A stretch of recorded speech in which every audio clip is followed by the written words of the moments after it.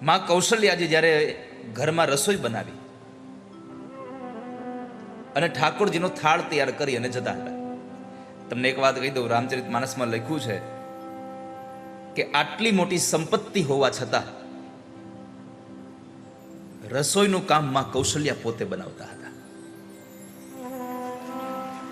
આટલા બધા કામ કરવા વાળા માણસો હતા છતાં પણ રસોઈ માં કૌશલ્યા બનાવીને જમાડતા હતા. શું કામ? એને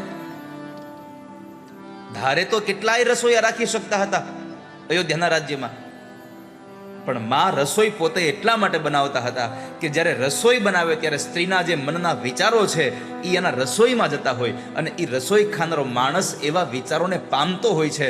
એટલે માં પ્રેમ સહિત એ રસોઈ બનાવતા, એટલે આખા પરિવારમાં પ્રેમ હતો.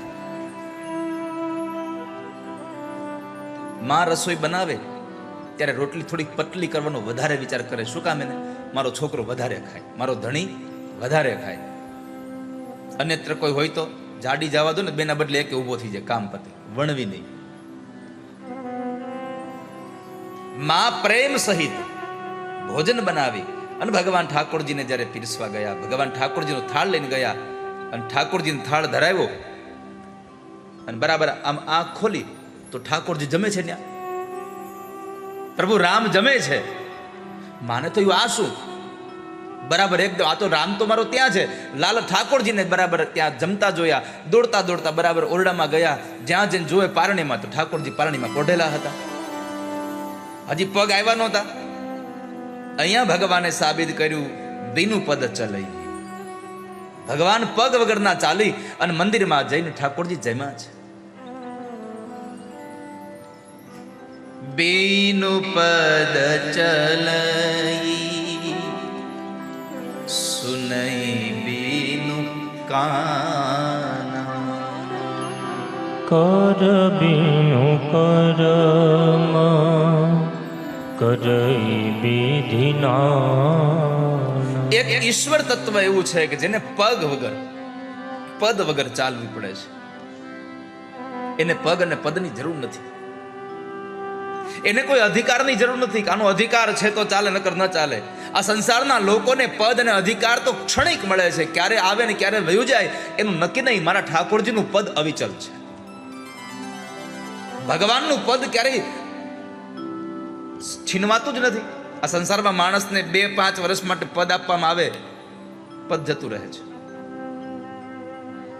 પણ પ્રભુને જે આપેલું પદ છે એ પદ અવિરત છે, અચલ છે, અખંડ છે. પદ અને પ્રતિષ્ઠાની કેવળ જીવને જરૂર છે, શિવને નહીં. તો પદ વગરના પ્રભુ ચાલે છે.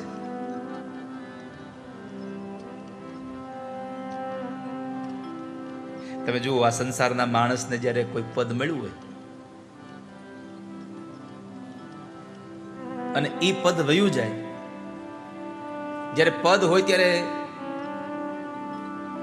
બીજું કાંઈ ન લખ્યું હોય, શ્રી લખ્યું હોય, અને પદ વયું જાય પછી આગળ આવી જાય ભૂતપૂર્વ.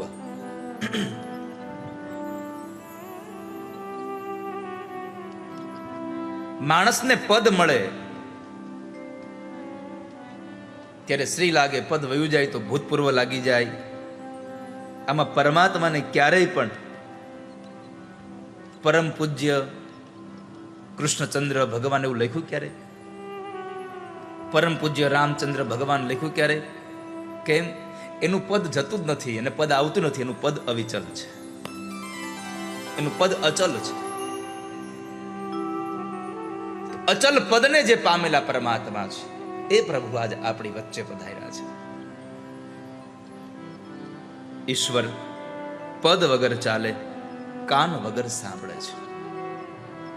લોકો કહેશે કાન વગર સાંભળે, આવું કેમ બને? હા, તો તમને કહું, રામાયણમાં લખ્યું છે, જ્યારે ભગવાન અને વાલીનું યુદ્ધ થતું હતું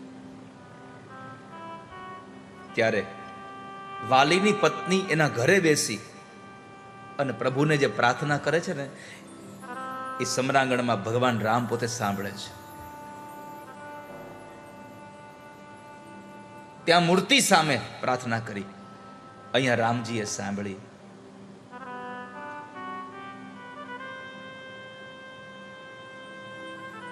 તો સુનઈ બીનું કાના, બીનું પદ ચલઈ સુનઈ બીનું કાના.